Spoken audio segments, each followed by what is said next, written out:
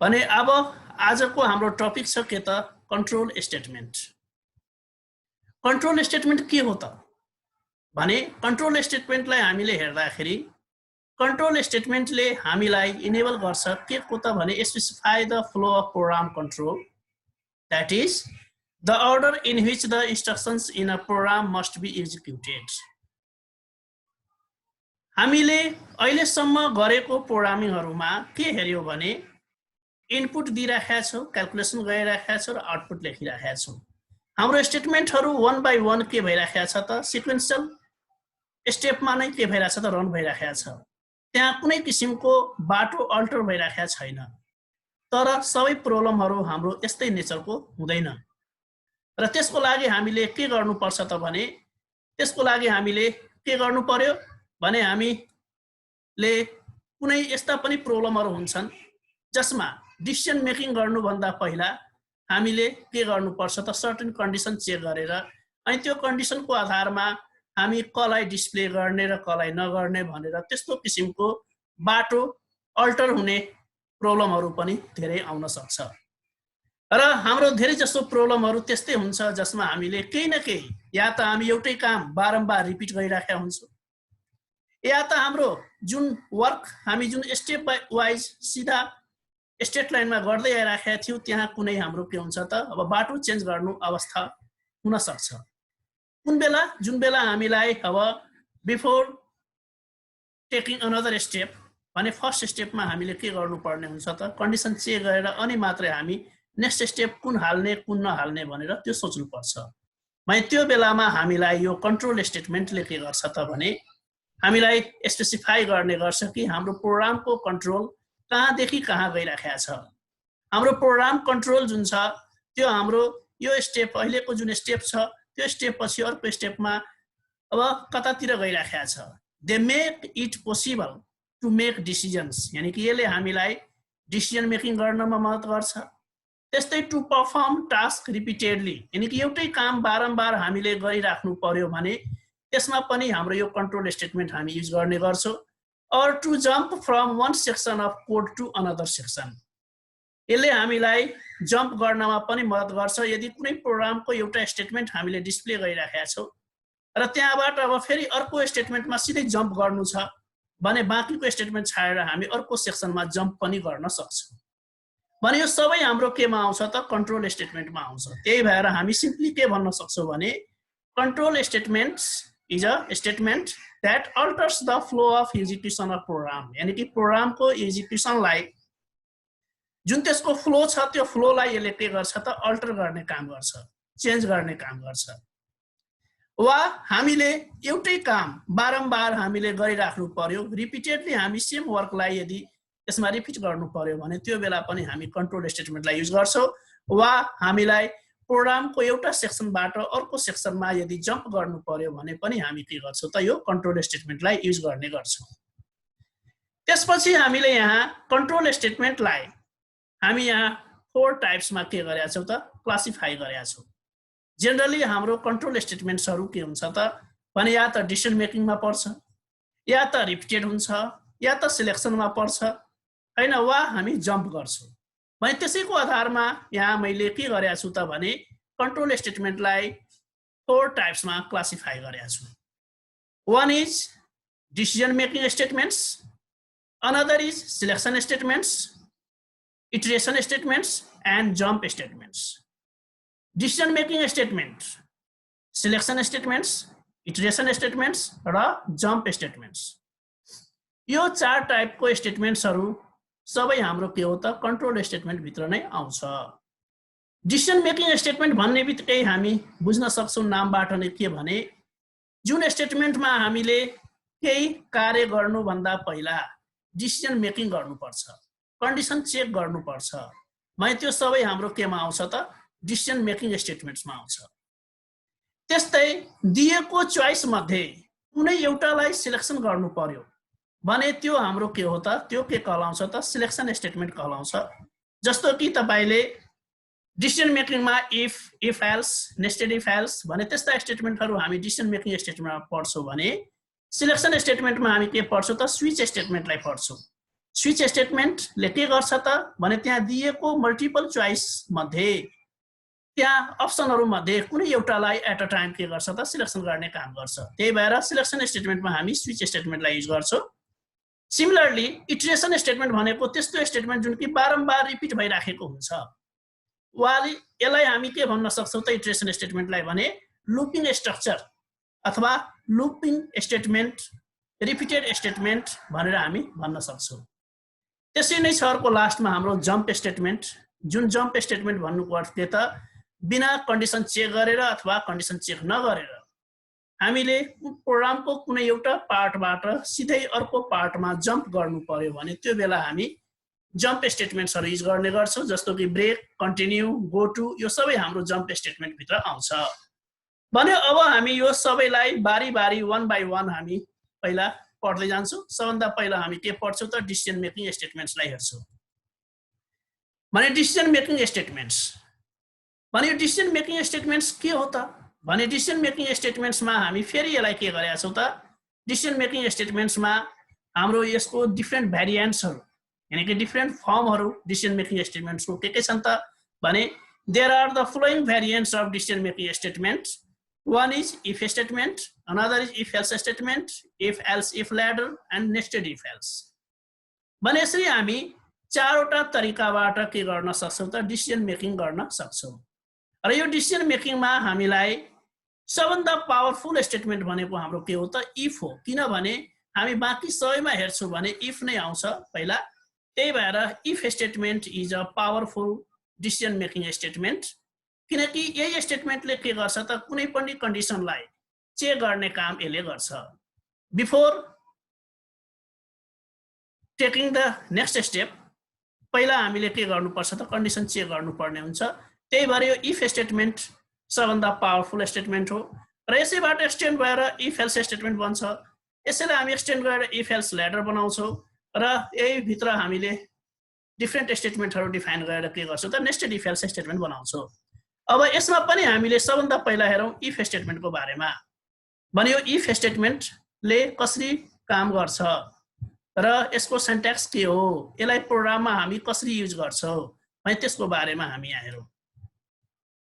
If statement भने यो if statement भनेको के त भने the if statement is powerful decision making statement and used to check some given condition and perform some operations depending upon the correctness of that conditions। यानी कि if statement के हो त हाम्रो पावरफुल डिसिजन मेकिङ स्टेटमेन्ट हो र जसलाई हामी युज कहाँ गर्छौं त भने some given condition चेक गरेर अनि मात्रै हामी त्यो कन्डिसनको आधारमा हामी केही अपरेसन गर्ने गर्छौं। त्यो कन्डिसनको करेक्टनेस यानी कि ट्रू भयो भने मात्रै काम हुन्छ, भएन भने काम हुँदैन। यसले फल्स स्टेटमेन्टलाई डिस्प्ले गर्दैन, ओन्ली करेक्ट स्टेटमेन्टलाई, ट्रू स्टेटमेन्टलाई मात्रै के गर्छ त डिस्प्ले गर्ने काम गर्छ। Because it only check and perform those operation which is true for the given condition. जुन कि गिभन कन्डिसनको लागि ट्रू हुन्छ त्यसलाई मात्रै यसले के गर्छ त डिस्प्ले गर्ने काम गर्छ। भने अब हामी हेरौं इफ स्टेटमेन्टको सिन्ट्याक्स के हुन्छ भने हामीले यसको सिन्ट्याक्स हेर्यौं। सिन्ट्याक्स यहाँ हेरौं। सिन्ट्याक्समा के छ त इफ छ, यो आइएफ लेख्नै पर्छ। एक्सप्रेसन छ यानी कि यसमा हामीले कन्डिसन दिन्छौं, जुन कन्डिसन हामीलाई दिनुपर्ने हो र यो कन्डिसन ट्रू भयो भने मलाई के डिस्प्ले गर्नु छ, के कस्ता वर्क गर्नुपर्ने छ, के कस्ता अपरेसन गर्नुपर्ने छ त्यो अब हामी यहाँ लेख्छौं कोड टु बी एक्जिक्युटेडमा। अब यहाँ एउटा लाइन हुन सक्छ, नम्बर अफ लाइन्स हुन सक्छ, त्यो सबै स्टेटमेन्ट हामी कहाँ लेख्छौं त यहाँ लेख्छौं र यसलाई हामी क्लोज गर्छौं। भने इफ स्टेटमेन्टको सबभन्दा सिम्पल हाम्रो सिन्ट्याक्स हाम्रो यो छ र यसमा हामीले युज गर्दाखेरि जहिले पनि के ध्यान दिनु पर्यो भने इफ यो कीवर्ड हो, यो लेख्नै पर्छ यसरी नै। त्यसपछि कन्डिसन हामीलाई जुन प्रब्लम छ त्यो प्रब्लम अनुसारको कन्डिसन हामी यहाँ दिन्छौं र अब कन्डिसन ट्रू भयो भने के डिस्प्ले गराउने, कुन वर्क गर्ने भने त्यो वर्कलाई अब हामी यसको ब्लक भित्र के गर्छौं त डिफाइन गर्छौं। त्यही भएर यहाँ के लेखिदिया छु त कोड टु बी एक्जिक्युटेड, अनि कुन कोडलाई एक्जिक्युट गर्नु छ त्यो कोड टु बी एक्जिक्युटेड हामी यहाँ लेख्छौं र यसलाई क्लोज गर्छौं। अब यसले काम कसरी गर्छ इफ स्टेटमेन्टले भने त्यसलाई अब हामी यो फ्लो चार्टबाट हेर्न सक्छौँ। यहाँ हेर्नुस् फ्लो चार्ट मैले यहाँ बनाएँ। यो फ्लो चार्टमा यहाँ कन्डिसन दिया छ भने यहाँ हेर्नुस् इफ यहाँ माथिबाट त अब हामी इनपुट दिएर के गरेर आएका हुन्छौँ र अब यहाँ हामी कन्डिसन चेक गर्छौँ। कन्डिसन या त फल्स हुन्छ या त ट्रु हुन्छ। ट्रु भयो भने यहाँ के हुन्छ त भने इफ भित्रका कोड के हुन्छ त डिस्प्ले हुन्छ। भने इफ भित्रका कोड भनेको यहाँ हामीले जे लेखेका हुन्छौँ त्यो डिस्प्ले हुन्छ। तर यदि फल्स भयो भने यो बाहिर आउँछ, यानी कि यो फल्स भयो भने यहाँबाट बाहिर आउँछ, यानी कि यो भित्र पस्दैन। भने यसपछिको जुन स्टेटमेन्ट हुन्छ आफ्टर इफ, यानी कि इफ पछिको जुन स्टेटमेन्ट हुन्छ त्यो डिस्प्ले हुन्छ, तर इफ भित्रको कोड डिस्प्ले हुँदैन। भने क्लियरली हामी यो फ्लो चार्टबाट के हेर्न सक्छौँ भने यदि कन्डिसन ट्रु भयो भने इफ भित्रका यानी कि यो ब्लक भित्रका कोड के हुन्छ त डिस्प्ले हुन्छ। फल्स भयो भने के हुन्छ त यो बाहिर जान्छ र इफ पछिको जुन सेन्टेन्स लेख्या हुन्छ, जुन स्टेटमेन्ट लेख्या हुन्छ त्यो स्टेटमेन्ट के हुन्छ त डिस्प्ले हुन्छ। यानी कि हामी सिंगल वर्डमा के भन्न सक्छौँ भने इफ स्टेटमेन्टले मात्र ट्रु स्टेटमेन्टलाई ट्रु छ भने त्यसलाई डिस्प्ले गर्छ, फल्सलाई यसले इग्नोर गर्छ। फल्सलाई यसले के गर्छ त इग्नोर गर्छ। अब यसलाई हामी यो सिन्ट्याक्सलाई र यसको वर्किङ जुन हाम्रो यसको वर्किङ गर्ने जुन हाम्रो स्टेपहरु छन्, तरिका छन्, त्यसलाई अब हामी एउटा इक्जाम्पलबाट बुझौं। त्यो इक्जाम्पल यहाँ के छ त भने यहाँ मैले एउटा नम्बर लिएर त्यो नम्बर इभेन हो भनेर चेक गरेको, मात्र इभेन हो भनेर चेक गर्नु छ मलाई, होइन भनेर अथवा अड हो भनेर त्यसलाई केही पनि गर्नु छैन। मात्र चेक यहाँ के गर्छ त यो प्रोग्रामले कि इभेन छ कि छैन नम्बर। भने इभेन छ भने डिस्प्ले गर्छ, छैन भने इग्नोर गर्छ। यसले छैनको कुनै पनि केस डिस्प्ले गर्दैन किनकि इफले मात्र ट्रु स्टेटमेन्टलाई डिस्प्ले गर्छ। भने यहाँ हामीले include stdio.h void main int number बराबर 0 printf enter a number scanf %d ampersand number if number modulo division 2 बराबर 0। यो किन मैले गरे किनकि कुनै पनि नम्बरलाई इभेन हो कि हैन भनेर चेक गर्नु पर्यो भने कन्डिसन हामी के लगाउँछौं भने त्यो नम्बरलाई 2 ले डिभाइड गर्छौं, रिमाइन्डर निकाल्छौं। भने हामीले अघिको क्लासमा पढाएको छौं के भने यदि हामीलाई रिमाइन्डर चाहिन्छ भने रिमाइन्डरको ठाउँमा हामीले के लेख्नु पर्ने हुन्छ त भने मोडुलो डिभिजन को यो अपरेटर युज गर्नु पर्ने हुन्छ र त्यही भएर हामीले यहाँ पर्सेन्टेज सिम्बल युज गर्यौं। र अब यसले के गर्छ त रिमाइन्डर निकाल्छ, पर्सेन्ट निकाल्दैन। यसले त्यो नम्बरमा 2 ले डिभाइड गरेर जुन रिमाइन्डर आउँछ त्यो रिमाइन्डरलाई यसले के गर्छ त निकालेर हामीलाई दिन्छ। यदि रिमाइन्डर 0 हुन्छ, 0 बराबर 0 यानी कि रिमाइन्डर त्यो नम्बर जुन हामीले इनपुट गर्छौं त्यो नम्बरमा 2 ले डिभाइड गरेपछि रिमाइन्डर यदि 0 आउँछ यानी कि 0 बराबर 0 हुन्छ भने त्यो नम्बरलाई हामी के भन्छौं त इभेन नम्बर भनेर भन्छौं। भने यहाँ हेर्नुस् त सिन्ट्याक्स जस्तै यहाँ हामीले सिन्ट्याक्स जस्तै इफ भने इफ लेखेका छौं, एक्सप्रेसन भने यहाँ एक्सप्रेसन कन्डिसन लेखेका छौं, त्यसपछि कोड टु बी एक्जिक्युटेड भने कोड टु बी एक्जिक्युटेड हाम्रो के भयो त printf %d is even number भयो। भने यसरी हामी इफ स्टेटमेन्टलाई के गर्न सक्छौं त युज गर्न सक्छौं। अब यसको आउटपुट हेरौं हामी, आउटपुट कस्तो हुन्छ भने यहाँ आउटपुट हामी हेरौं। आउटपुटमा यहाँ हाम्रो सबभन्दा पहिला के भन्छ त इन्टर अ नम्बर भनेर भन्छ। भने इन्टर अ नम्बर, त्यसपछि हामीले एउटा नम्बर दियौ 4। अब त्यो 4 लाई यसले के भनिरहेछ त 4 इज इभेन नम्बर। फेरि हामीले अर्को पल्ट रन गर्दाखेरि मैले एकपल्ट अर्को रन गरेर हेरे इन्टर अ नम्बर अनि मैले 5 दिए। 5 दिएपछि यसले केही पनि आन्सर दिइराखेको छैन। किन दिइराखेको छैन भने हेर्नुस् मैले जब इन्टर अ नम्बर 4 भनेर दिए भने त्यो 4 इभेन नम्बर हो भनेर यसले भन्यो। किनकि 4 लाई 2 ले डिभाइड गर्दाखेरि यता 0 आउँछ, रिमाइन्डर 0 आउँछ र रिमाइन्डर 0 बराबर 0 यो ट्रु भयो भने यो भित्र आउँछ र त्यसलाई डिस्प्ले गर्छ। भने नम्बर यो पर्सेन्टेज को ठाउँमा यहाँ नम्बर आउँछ, त्यो नम्बर हामीले के दिएको छ त 4 दिएको छ भने 4 इज इभेन नम्बर भनेर लेख्छ यसले। अब अर्को पल्ट यसलाई म रन गर्छु र त्यो बेलामा मैले 4 नदिएर के दिए त 5 दिए। हैन इन्टर र नम्बर भन्यो मैले 5 दिए तर 5 मोडुलो डिभिजन 2 गर्दाखेरि 0 त आउँदैन यहाँ त 1 आउँछ 1 इज इक्वल टु 0 छैन यानी कि फल्स भयो फल्स भएपछि के भनेछ त यो फ्लो चार्टमा हेर्नुस् इफ कोड एक्जिक्युट हुँदैन यो हुँदैन भने यसको अर्थ यसलाई पढ्दैन अब यसलाई पढ्दैन भने यो भन्दा बाहिर आउँछ भने बाहिर आएपछि के हुन्छ त प्रोग्राम एन्ड भयो भने त्यही भएर यहाँ केही पनि डिस्प्ले आएन केही पनि यसले भनेन भने हामी के भन्न सक्छौं त इफ स्टेटमेन्टको एउटा डिमेरिट के छ भने यसले कन्डिसन चेक गर्छ र कन्डिसन ट्रु स्टेटमेन्टलाई मात्र डिस्प्ले गर्छ फल्सको बारेमा कुनै निर्णय दिदैन र अब यसैको यही डिमेरिटलाई हामीले ओभरकम गर्नको लागि के पढ्छौं त इफ एल्स स्टेटमेन्ट पढ्छौं इफ एल्स स्टेटमेन्ट हामी पढ्छौं to overcome the demerit of if statement जसमा उले फल्सको लागि कुनै पनि स्टेटमेन्टलाई डिस्प्ले गर्न दिदैन इग्नोर गर्छ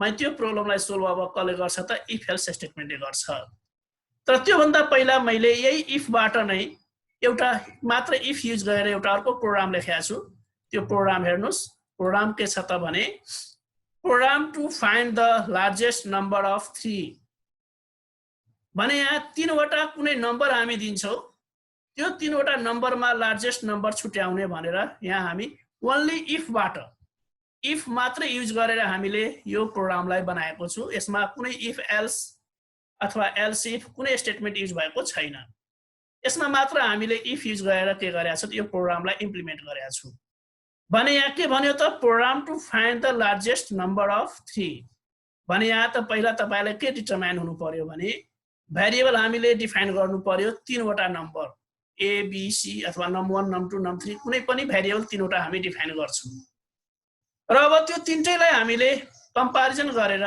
त्यसमा लार्जेस्ट कुन हुन्छ त्यो हामीले छुट्याउनु पर्यो मैले यहाँ प्रोग्राम लेख्न सुरु गरे हैन एबीसी मैले तीनवटा भेरिएबल लिए इन्टर 3 नम्बर्स त्यसपछि अब यो गरिसकेपछि एबीसी लिइसकेपछि यहाँ हेर्नुस् यो पुरै प्रोग्राममा तपाईले हेर्नुभयो भने कहीं पनि एल्स छैन खाली इफ छ यहाँ पनि इफ छ यहाँ पनि इफ छ यहाँ पनि इफ छ सबै ठाउँमा इफ मात्रै छ भने तपाईले क्लासमा यही प्रोग्रामलाई नेस्टेड इफ एल्स स्टेटमेन्टबाट गराएको थिए मैले तर अब यहाँ मैले के गरेको छु त खाली इफ स्टेटमेन्ट युज गरेर यो प्रोग्रामलाई इम्प्लिमेन्ट गराएको छु कि जसले गर्दाखेरि तपाईहरुको इफ स्टेटमेन्टको जुन कन्सेप्ट छ त्यो क्लियर हुन्छ यहाँ हामीले पहिला के गर्यौं त एबीसी तीनवटा भ्यालु माग्यौं त्यो तीनवटा भ्यालु युजरले दिन्छ त्यसपछि यसले के गर्छ त कम्प्यारिजन गर्छ हेर्नुस् सबभन्दा पहिलो comparison a is greater than b and a is greater than c हेर्नुस् यहाँ a b c लाई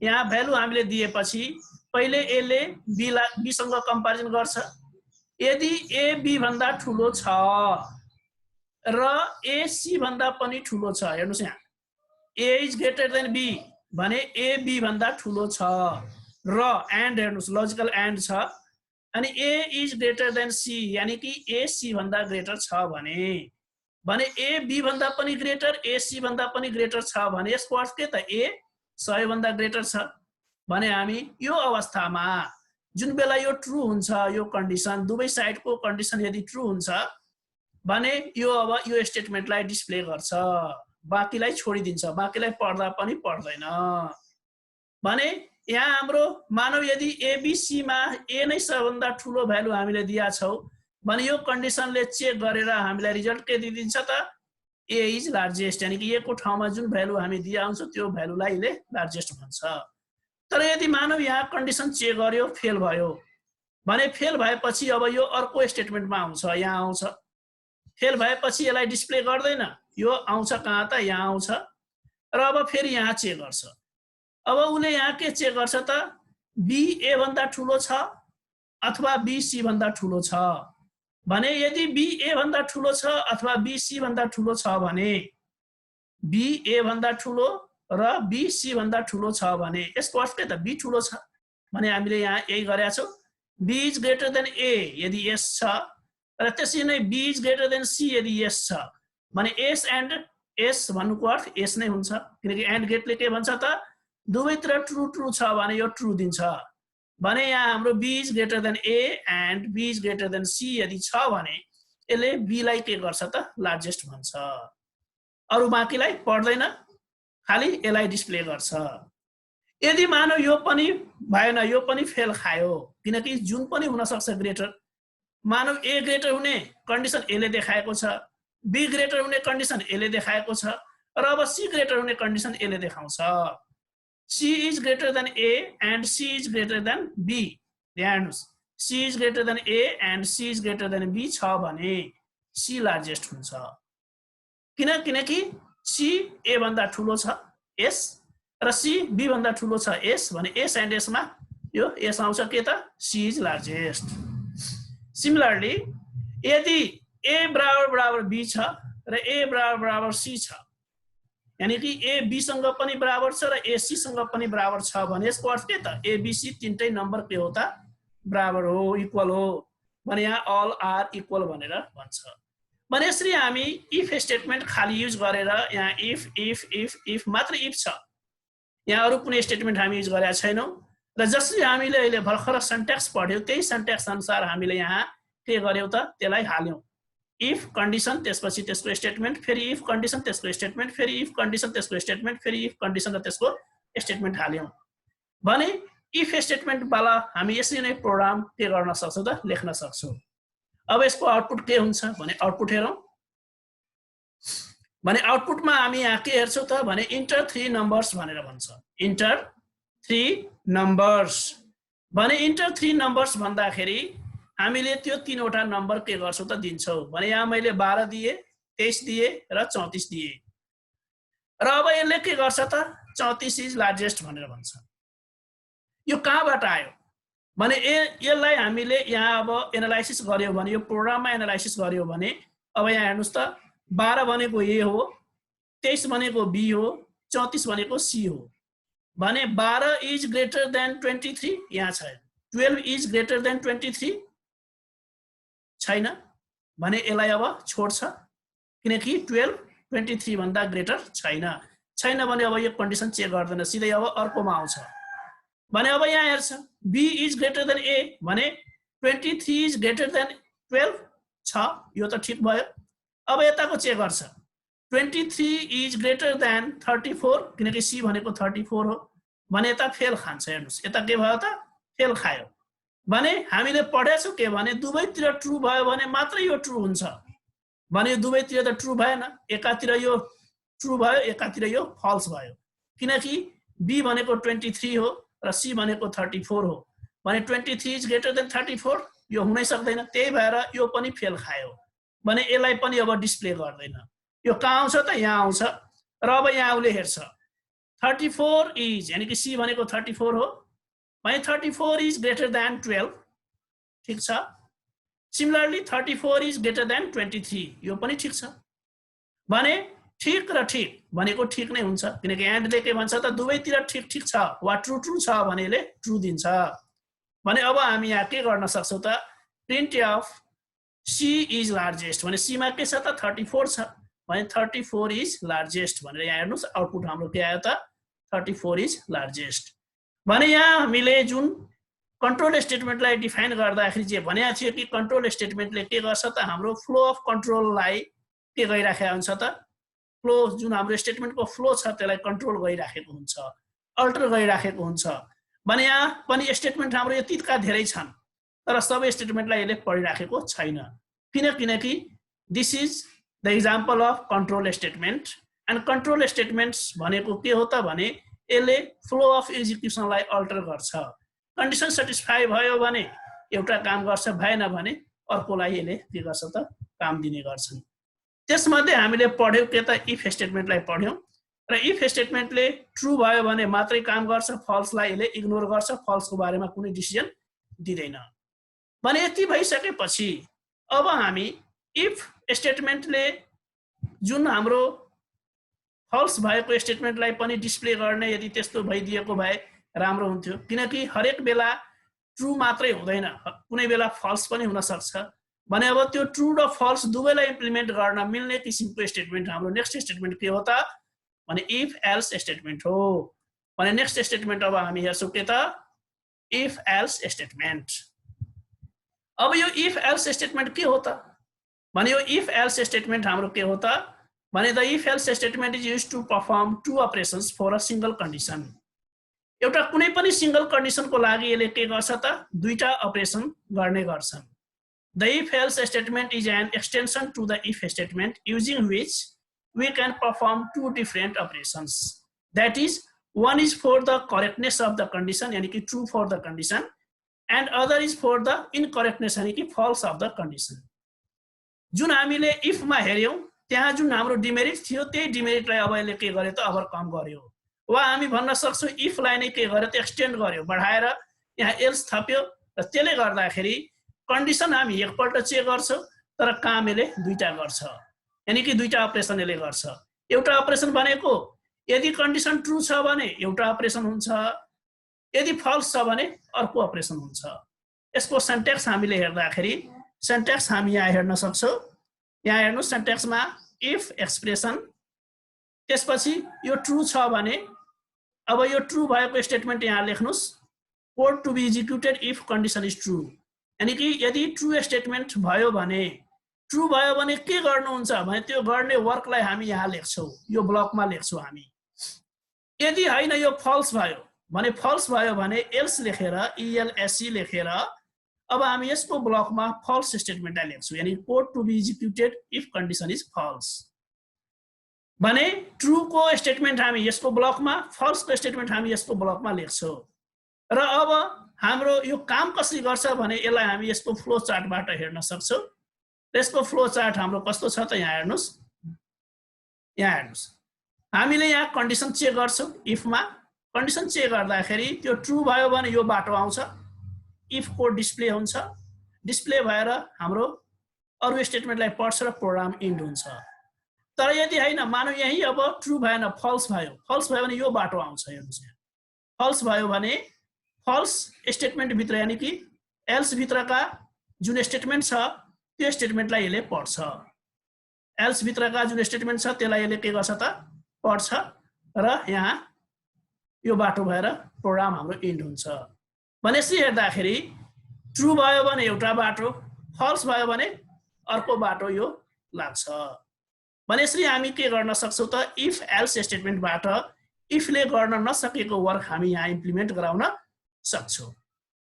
हो ठीक छ, यो फ्लो चार्टबाट तपाई बुझ्न सक्नुहुन्छ कि कन्डिसन यदि ट्रू छ भने यसले ट्रू स्टेटमेन्टलाई यानी कि यो भित्रको कोडलाई डिस्प्ले गर्छ, यदि फल्स भयो भने फल्स भित्रको कोडलाई यानी कि एल्स भित्रको कोडलाई के गर्छ त यसले डिस्प्ले गर्ने गर्छन्। ठीक छ, भने यहाँ हामीले इफ एल्स स्टेटमेन्ट को बारेमा हामीले यहाँ हेर्यौं। अब यसको इक्जाम्पलमा